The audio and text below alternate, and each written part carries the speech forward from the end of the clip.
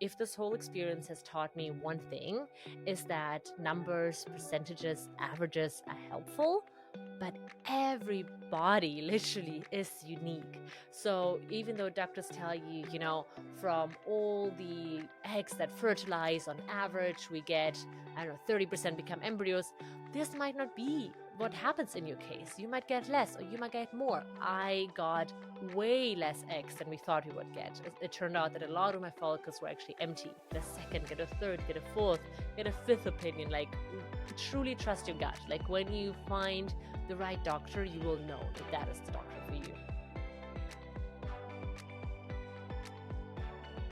Right, hello and welcome to my very, very first solo episode. It's super weird, exciting, all at once to be sitting here all by myself this time. And today's topic is a very, very personal one and sensitive one, since it's about my personal IVF journey. I teased a little bit on that topic on my Instagram channel, basically saying that I went through this and that I really wanted to record a podcast on it. And the reason really was that, it feels like such a important topic, such a taboo topic, and something I've realized that so many couples go through, so many women go through, if you consider egg freezing. And it's just a shame, right? That it's people don't really talk about it much, that it's still something that you kind of feel like, oh, you need to be quiet about. So yeah, I just felt like, I'm trying to build this platform on my podcast, and it truly is also a new chapter, a new beginning, and probably the hardest new chapter I had to start. So to take it from the very beginning, like I always say, in today's episode, I really want to provide 5 key takeaways. 5 key takeaways that I learned that helped me go through it. And then also one bonus advice for everyone who basically knows someone going through it, right? Like kind of for partner, friends, anyone who's not doing the shots, everything themselves, but just feels like I would love to know what to do. So I will have one bonus tip for those people as well. But yes, to take it really from the beginning, I just want to give you a really quick overview about what IVF is, why I decided, or me and my husband decided to do it, and then jump into my 5 tips. Quick disclaimer up front. I know these are always very important when you say anything online. All of this is my personal experience. I'm not a medical professional, so really can just talk about how I experienced this, and I'm just hoping what I learned, what I experienced, maybe can help even one person out there. And that honestly also helps me to go through it. So also, of course, with kind of any explanation about what IVF is, again, I'm not a doctor. I will try to keep it very brief because this video is not about, explaining the ins and outs of IVF, but I think it's still important to kind of give you a quick overview for someone who maybe might not be as familiar with it. Important to consider, really, and something that I haven't even realized when I started this process, is that while men's sperm is being reproduced every 24 hours, women are born with all the eggs we'll ever have. And while you might have heard this in biology class, I'm sure I've heard it, I don't think it's truly clear about what that really means, right?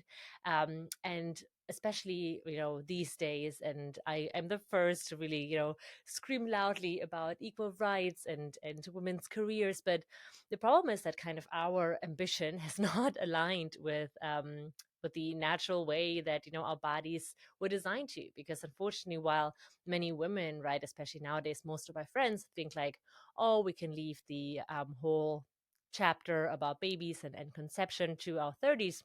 The problem is that in your 30s, your fertility starts to decline like crazy. So when you're at the age of 35, basically that egg reserve, meaning all these eggs that you still have, starts to really, really rapidly decline. So I got my fertility checked when I was, I believe, the first time 28. I'm 30 now. And back then, everything looked really good. So, in the way that you can check your fertility, and I truly, truly, truly recommend this to everyone, especially if you're in your late 20s or in your 30s and you kind of, are not actively trying yet and you do want to have children, really go and get it tested. I recommend it to all of my friends having been through this because, knowledge is power. And it's better to know sooner rather than later in case there's an issue, because then doctors can just help you that much more.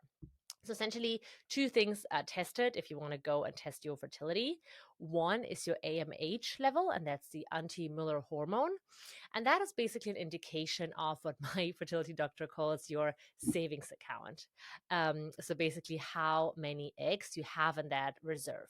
Because while no doctor can actually, kind of take a camera or take any instrument and look and actually tell you, like, you have, I don't know, 1,000 eggs left, this anti-Müller hormone level does give some sort of indication how many you have left. Because if it's especially kind of on the lower side, it is an indication that, there might not be that many eggs left. And also to consider, while you only ovulate one egg per month, more follicles are released each month. So let's say in a average cycle, 20 follicles containing small eggs are released. So you might be losing, right? Like, or you are losing way more than just one egg per cycle, but sometimes 20, 30 or more, right? So I think that's something really important to keep in mind, because again, that was something that I was thinking, like, well, we're born with millions of eggs, then, there's plenty of time if you ovulate just one egg. But that's just not how our body works.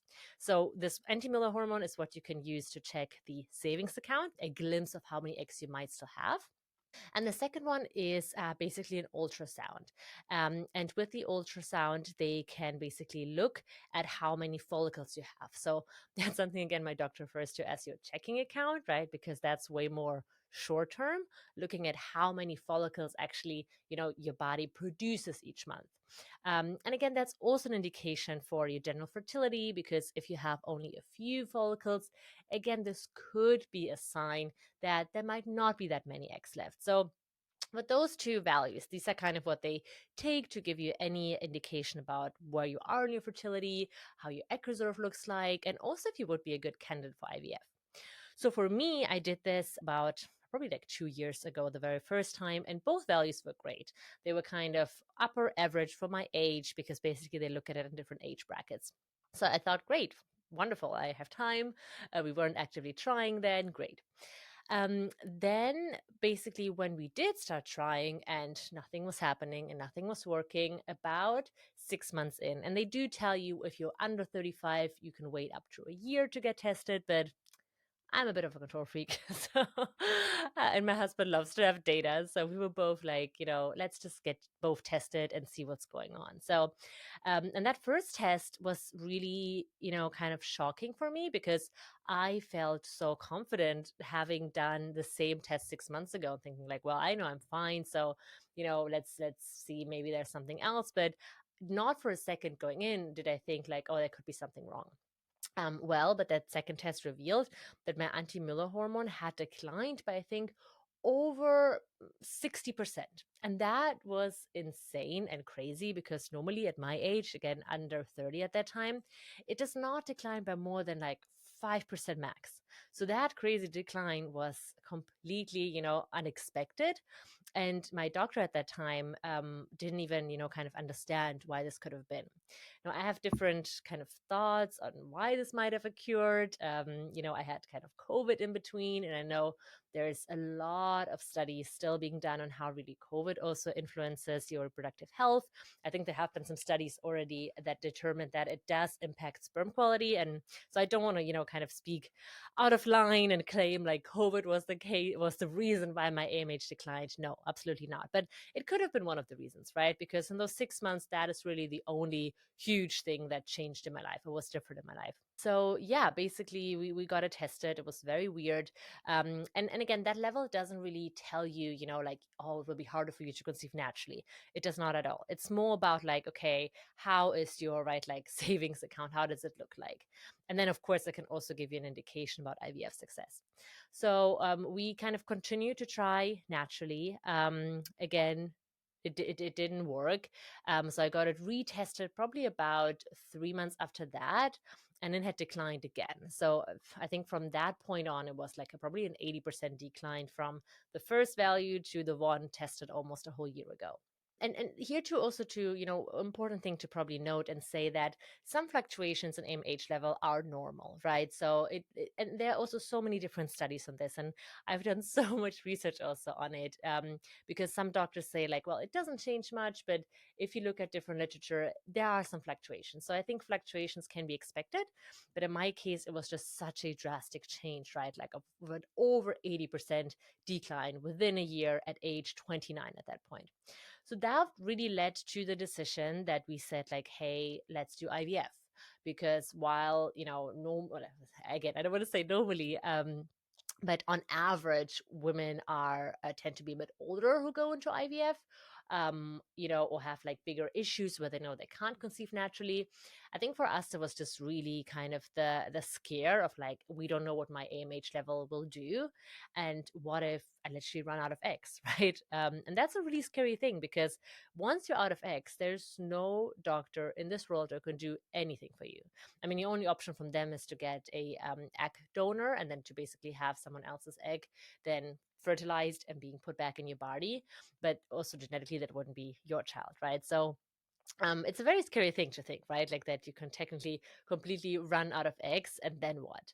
So, and while there's completely no guarantee with anything of this, and I really want to preface this because I think that's such an important thing to note, like IVF or any other help that you get from doctors does not guarantee you a baby. 100% no, but it increases your chances, right? And there are some probabilities. So yeah, that was basically the reason why we decided to do IVF, to increase our chances to have a child, to have hopefully more than one child, because that is also something that was really important to us. And just to try to create almost like a stable savings account, you could say, right? Like just because simply not knowing what's going on with my body, like why that AMH was declining. So basically, then we went through, or I guess I went through the stimulation process this year in June. And just before I kind of go into that, just want to preface, I know I did say my AMH declined by 80%, but I do not really want to tell like exact values in this video. And also now when I go into talking about the stim phase, I don't really want to tell you like, oh, this is how many follicles I got, just because when I watched other videos about this, I felt like you start comparing yourself and you start thinking like, oh my God, this woman's AMH is, I don't know, 3 or 4, and my AMH is only 2, or, this woman got 50 follicles and I only have 10. Like, I just don't want to, kind of create or contribute to that. So whoever listens to this video, I just really want to provide, helpful information, but not so much like a comparison big point, because if this whole experience has taught me one thing, is that numbers, percentages, averages are helpful, but each body is truly unique. And I think that's such an important learning. And it's not even going into my 5 main tips yet, but it's just really something I want to preface, because truly I have learned, and that, my age, for instance, is not where the average is for a woman my age. But then there are also other things that happen during the stimulation phase, that were way better than on average. So it's just kind of, kind of trying to take yourself away from, oh, what did this other person get in terms of numbers, and just really more about, this is how the experience was for me, and this is what I took out from it. So basically, yes, we went through the stimulation phase in June. And just to, again, give you a brief insight about what the stimulation phase is, basically what happens in IVF is that at first you are giving yourself different medications, different shots, to basically be able to gain more than one egg in that cycle, right? So as I said in the beginning, normally, let's say you have about 20 follicles, but only in one of the follicles, one mature egg is created, which is then ovulated. So during the IVF stimulation phase, and that's, by the way, also exactly the same if you want to do egg freezing, you give yourself shots of different hormones like LH, luteinizing hormone, or FSH, follicle stimulating hormone, to basically get more than one egg, right? So you basically want to harvest all of these follicles your body can produce in this 1 month. And while, it's not possible to guarantee that you will gain, eggs from all of these follicles, doctors just really try to increase your chances to get as many as possible. So that's what happens if you start IVF to, get to a baby, or if you start egg freezing, right, to just harvest some eggs and kind of preserve your fertility. So for about, in my case, I think it was 2 weeks. It was quite long. You give yourself different shots, 2 to 3 sometimes per day, to basically try, right, like to get all these follicles to grow. And then you basically go in to different monitoring appointments, ultrasounds, where then doctors or your doctor can look and see how everything's progressing, how everything is looking. And based on that, they can then either, kind of adjust your medication if needed, or also can really tell, like, okay, this, we're coming closer to egg retrieval.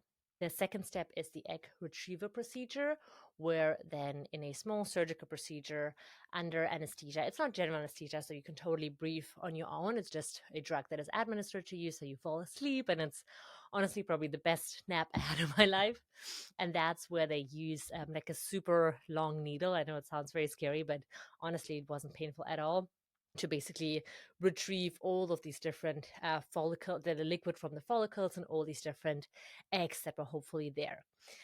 And then from then, if you do egg freezing, then all of these eggs are frozen, and then, kind of you can access them whenever you're ready to proceed with your fertility plans. Or in my case, then we did a combination of IVF and ICSI. IVF, in vitro fertilization, where basically then your egg is put together with sperm in a petri dish, and then they are given 24 hours to basically meet and hopefully, fertilize. Or the other option, ICSI, is where basically one sperm is taken and injected into the egg. And with that, you also hope that it fertilizes and creates an embryo. So that's basically the, kind of the process themselves. Then the fertilized egg is given about 5 days to really, kind of go to this blastocyst stage. That's when they can be frozen, or, kind of proceed with the embryo transfer whenever you're ready for that stage. So that's kind of the, kind of more what happens, how it works. Now I really want to go into really my 5 top tips and what helped me go through this stim phase. And in this video, I really want to focus on the stim phase. I haven't experienced the second stage yet, so not something I can talk about yet with the embryo transfer. Whenever I go through it, and if I feel like, something I want to talk to, I can certainly also record an episode about it. But for now, I really want to focus on what helped me go through the stim phase, because it is an incredibly difficult time. You are injecting yourself with shots every day, as I mentioned, 2 to 3. These are hormones. They really make you feel quite, I guess, different feelings to every person. For me, it was quite shocking to see, how um, I don't really, I want to use the word depressed very carefully, but you do just feel very heavy, and you feel very, kind of sad, and just, not like, I'm a very positive, light, happy person. So I did simply not expect that it would have such an impact on me. So that was quite tough, right? That emotional part. And of course, you also have that physical part of having to jab a needle into yourself every day, or sometimes 3 needles, and that's really tough. So now I want to really jump into those 5 tips that really helped me go through it, and helped me come out on the other end, and also made it in some way or form quite positive, right, or as joyful as it can be. So, and that's really the first tip, and that is find joy in the process itself. And I know that sounds really weird, and you might be like, what do you mean find joy in what? And like jabbing needles in myself? Listen, um, I truly believe there is joy you can find, right? So for me, for instance, in school, I always loved chemistry. So having to mix the medication, and having to, to kind of create, sometimes you have to, take the syringe and pull the medication in, or take, like, a first put the syringe in a liquid medication and mix it with a kind of a powder medication. Super, like, not crazy exciting, but it did remind me a bit of like those experiments I love doing in school. So for me, I was kind of, thinking about that, and that is a bit, gave me a little bit of joy. My second thing in this joyful bucket was to just simply organize all of the medications nicely. And I know that's such a small and you might think a weird thing, but I'm a bit of an organization freak. I always love to like label things, put them in baskets. My husband always jokes that like I would put him in a basket and write label the basket with husband if I could. So that, receiving this humongous box of medication, I remember on the first day when I had to start the shots was kind of like shocking. And you had to think like, oh my God, like this is so much. And it was also messy, and just like not nice to look at. So that's literally a simple thing that I did. Just take out a basket and organize everything neatly. And in some way or form, it brought me some kind of joy and made me feel better about it. And then the third thing in the joyful bucket that we did was even like while doing the shots, try to make the experience like as light and fun. I decided to do the majority of shots myself. I don't know if that's because again I'm a bit of a control freak, or it just kind of made me feel better just like doing it myself. Some of the shots towards the end my husband did, but yeah, we just kind of try to make it as fun as possible. Like we would sing songs like shots, shots, shots, shots, or at some point I started saying like another one bites the dust. And I don't know, it just made it like a bit more fun. And then at the end we would always like give each other a super long hug, and that was kind of also really nice. I always did the shots in the morning. Towards the end you had to do one in the morning and in the evening, but it was just kind of also nice, right, to like start the day kind of connected with your partner. And yeah, honestly, all of these three things just really helped me get into a state where I wasn't dreading it so much, right? Because especially if you do it in the morning, it's so easy to wake up and you're like, oh my God, no, like my stomach is already so sore and blue. Like, how can I get into a mindset of like putting a needle again in me? So doing all these small things like truly help me, especially in the first few days, almost like look forward to it, right? Because it kind of also, made me feel like, okay, it's one step closer to our end goal. So yeah, really this finding joy and trying to, make it as joyful truly helped me. Tip number two is to try to free yourself from expectations. And I know that's a really tough one, but and it really goes with what I said previously. Like, try to not think of yourself as a statistic. And while averages and percentages can be really helpful, every body literally is unique. So even though doctors tell you, from all the eggs that fertilize on average, we get, I don't know, 30% become embryos, this might not be what happens in your case. You might get less or you might get more. And again, I'm not going to talk about the specific numbers, but I got way less eggs than we thought we would get. It turned out that a lot of my follicles were actually empty. Um, but then from those eggs that we got such a good rate of how many fertilized and even how many became embryos, and then even how many we genetically tested and they were good embryos, right? So it was, some bad news in the beginning, but then some really great news in the end. So, and all of these percentages that they tell you, because normally they say like, well, you get about 75% of follicles of eggs, then from that number around 60% fertilized, from that number around 30%. Like, that's all helpful and that's great, and that might apply to you. It absolutely did not apply to me in good and in bad ways. So truly just try to go into this without expectations and just take it as it comes.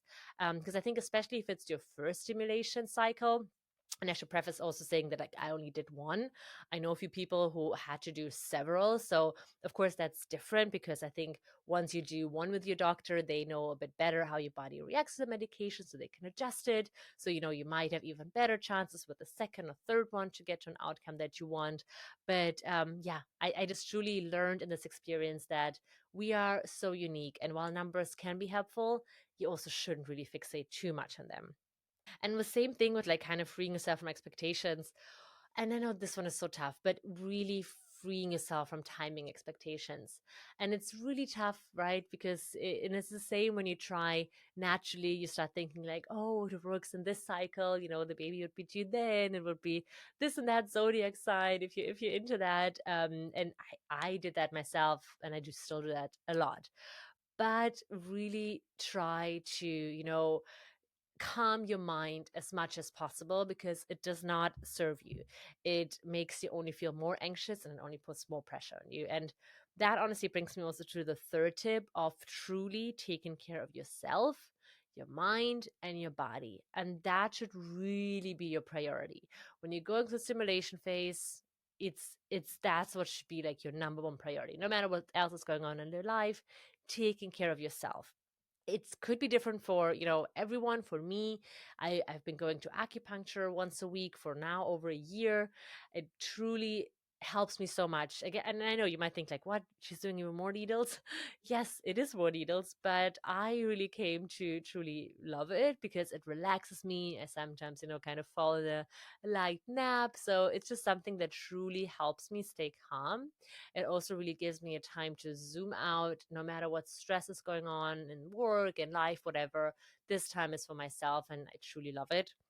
Coaching is something that I also started doing this year, has been so helpful, not only in personal development, but especially going through this fertility journey. So, whatever it is for you, acupuncture, coaching, therapy, all of these things, and especially also focusing on what's going on up here in your mind, will truly help you get through it.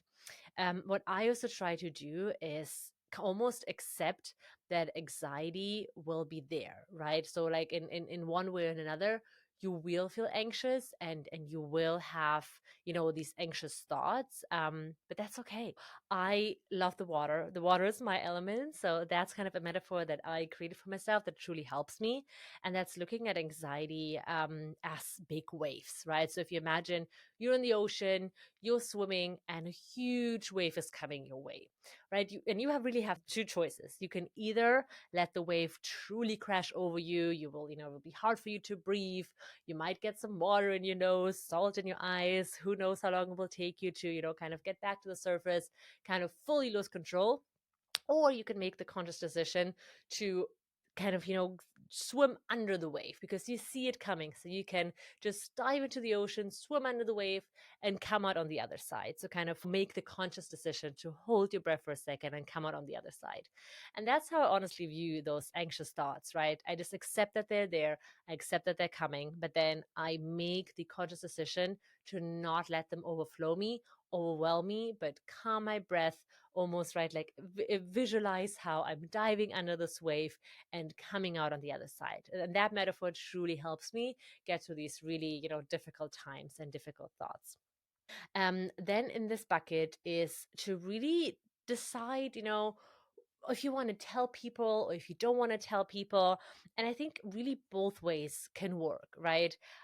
We decided to tell some people that we wanted to tell. We decided to not tell other people. And I think that's totally fine. Like there's no one thing or one right or wrong, way to go about this. I think it's definitely helpful to have a support network. So if you decide that you don't want to tell anyone, but you have a partner you're doing this with, I think that's already great, right? To have one support person. I would recommend if you do egg freezing by yourself, it would be super helpful to open up to at least one person. We opened up to some of our best friends also, and it truly, really helped us personally because, it can feel so alienating. It can feel so lonely. So, opening up to others, telling them also about the process. For me, it was also a lot almost educating my girlfriends in the same way that I'm doing now about get your fertility check. That's what I experienced. And then also, connecting with other couples and other friends of ours who actually said like, oh, actually, you know what, we're going through the same thing. Because that's the thing, like more people go through this than you think. And having these conversations and opening up to people can really, truly help. And in this telling bucket, it's really up to you. But I even made the decision to tell at work, to tell my manager, and simply for the reason that I knew that in those weeks of stimulation, and of course also when it came to the egg retrieval day when I took a day off, I probably wouldn't be able to give 100% at work.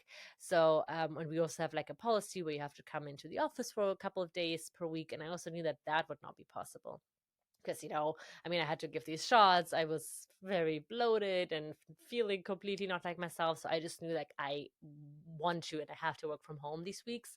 So yeah, I truly told my manager. He was totally supportive, and I can really, suggest or recommend to do that, because so often, and I have a whole podcast on this with Elizabeth O'Neill, which I truly recommend you listen to. But so often, no matter what we go through in life, you feel like, oh, we cannot, let other people see that weakness. We have to still show up and do 100% and be 100%. But that's just complete rubbish, right? Because we're people, we're humans, we can have hard days. So it's completely fine, to tell others that you're going through this and that's happening. And yeah, just truly embrace also your true and authentic self and at work, no matter what you're going through, to bring every side of you to the situation. So, tip number 4 is to do your own research and do not settle for anything. And that is probably one of the most important tips, because what I truly realize is that doctors are great, and I mean it's incredible to think like the advancements in medicine and what is possible, but doctors are not gods. And I we changed doctors in the process, because with the first one I just didn't feel, we just didn't vibe, and I just didn't feel like really comfortable, because especially when you think about IVF, like this stuff also costs a lot of money. And while we were very grateful to be in a position where also our work, we had the benefit, both me and my husband at work, that it would cover the costs. But it's still a huge expense, and many fertility clinics truly push you towards doing it. And you just really have to protect yourself from that. Like, you're not a cash cow, and you have to be so careful with choosing the right doctor. And once I got that vibe from our first clinic that they were really kind of pushing us towards that, I started looking from different doctors, and I made appointments, I think, with like 3 others. But then our doctor, when we met him, we just both knew, like, this is the doctor. He did not push us towards IVF at all. He told us, that he's pretty certain that it will also work naturally, but if it's up to us if we want to do this or not, he's just here to do whatever, works for us. So that was just such, a good feeling to again get a bit of that control back, and just feel like you are in the driver's seat, and you're not just like going left and right, or like a marionette, right? Like doing whatever a doctor tells you to do. So super, super important to not be afraid, get a second, get a third, get a fourth, get a fifth opinion. Like, truly trust your gut. Like, when you find the right doctor, you will know that that is the doctor for you. And with that, really do your own research. And there's so much information out there, right? I mean, I hope you're listening to my podcast. Maybe this provides you with some insights, answer some of the questions that you had. But there's so many more great videos out there, also videos by doctors. There's so much literature out there, books. Um, so much, and it can also be really overwhelming, and it again really depends on the type of person you are. So for me, ideal, my kind of coping mechanism is jumping into action. I love doing research, digging into a topic. I get a bit obsessed by it, but at the other hand, like, it truly helps me to be fully, or to try to gain as much knowledge as possible about a topic. And I did a lot of research, and I literally came to our IVF doctor with a list of probably like 30 questions, and he took the time to answer every single one of them. And I remember it was like our first appointment.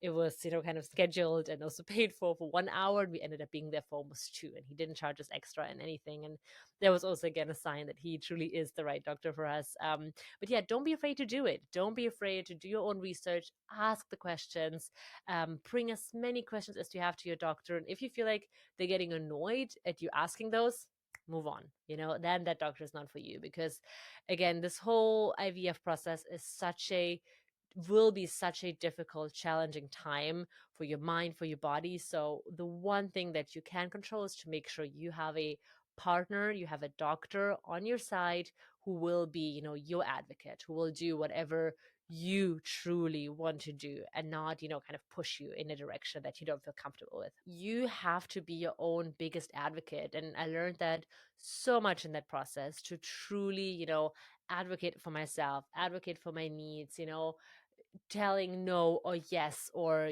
kind of truly being like, hey, I see you want to do this protocol, but what about that? Like, truly, to not be afraid to also question things, and to really just advocate for your own health. I think that's a really important one. And the fifth tip, and that is probably the most challenging one for myself, I'm sure for many people out there as well, and that is learning to let go. Truly, truly, truly, probably the hardest thing to do, and it's so much easier said than done. But also, I found that there is something quite beautiful and quite serene in learning to do it, especially when you're such like a control freak like me, type A, trying to plan it, and I truly think like that maybe is one of the reasons, because everything happens for a reason, and really believe that it's easy to go into this mindset of, oh, why me, why am I going through this, why, are some of my friends conceiving without even trying. Try to let that go, because you will only spiral into a negative mindset.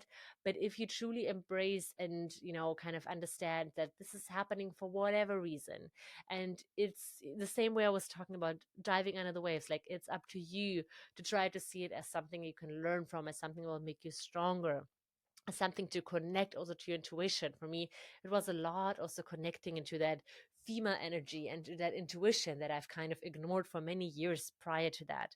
So that's a very important thing, to kind of accept almost that beauty and letting go and losing control and just trusting the whole process of it all. That whole experience brought both me and my husband also to a stage where we just experience gratefulness in a much different way we used to. Like now we literally tell each other before we go to sleep every night, what are the three things you're grateful for today?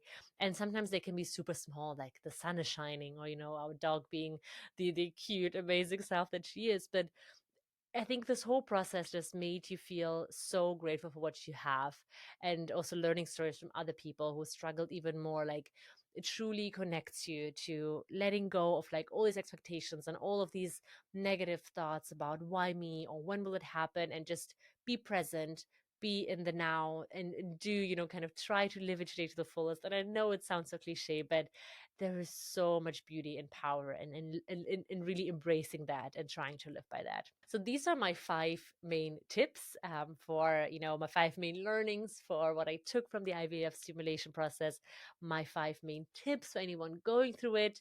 And as I mentioned in the beginning, I also have one bonus tip for anyone who knows someone going through this. So maybe you're a partner, maybe you're a husband, a wife, a significant other, maybe you're a best friend of, a woman going through this, and you just don't know, what to do. So I just have one tip for you, and that is, accept that you cannot fully understand what this person is going through, and try to not pretend that you can, because I think oftentimes we find ourselves in a situation where we're like, oh, I know what you're going through, or oh, I went to something similar. But no, if you haven't experienced this, if you haven't given yourself shots, if you haven't had these crazy hormone levels that you will have when you give yourself so many shots, you can truly not comprehend, understand, feel the same as the person going through it. So try to really, letting go of, I know what you're going through, or I can totally relate, but just be there, and just be there in a way that this person needs it. Literally, my mom always says it very nicely, like, give them your physical or metaphorical hand and tell them, I'm here for you if you need me. But if you don't, it's also totally fine. I will not bug you. I will not bug you with questions. If you need me, please call me, right? I'll be there in a second, but just don't pester people. Don't be like too much in their, in their private space, because all of this is so intimate and all of this is so private. So and it can be for some people also really, really hard to open up about a lot of this. But I think the best thing you can do is to try to, just be there, but without being too pushy. And again, just really giving this metaphorical hand and saying, here it is, like, I'm here for you. If you want to take it, if you don't, I will not be offended at all. If the person that you are, that is going through this does tell you like, hey, yes, I'm going through this and I would love your support, then, a few small things that you can do is send, flowers, send soup, especially on the day of the egg retrieval, because that is a really exciting day, right? It's a minor surgical procedure, so it can also be really nerve wracking. Send, a text. I received so many texts from like my best girlfriends. Voice messages, I think those things can be so nice. But again, with those, try to, communicate that, like, I'm thinking of you, positive thoughts, good luck, and truly, like, don't be demanding with, information. And yeah, just simply try to, do whatever this person going through it feels like they need from you, without really demanding anything in return. So that is my bonus tip for anyone who knows someone going through the IVF stimulation phase. So yes, this was my IVF stimulation experience with my 5 top tips for how to get through it. I hope it was helpful for anyone going through this, for anyone maybe also doing research on IVF and considering if they want to do it. I'm more than happy to also record more episodes on this. I have another one that will be recorded next week with an acupuncturist that specializes in fertility acupuncture. Was actually my personal acupuncturist. She's amazing, and I'm so excited she'll be coming on my podcast to talk about this. So there's a couple more things in the planning for this little fertility series. But yeah, if you have any questions, comments, anything you would like to know, maybe anything I didn't cover, please pop them in the comments. Would absolutely love, to continue that conversation and to provide any content that's helpful. Of course, if you like the episode, it would be great if you could like it or leave it a review. So yes, thank you so much for tuning in, and I look forward to the next time.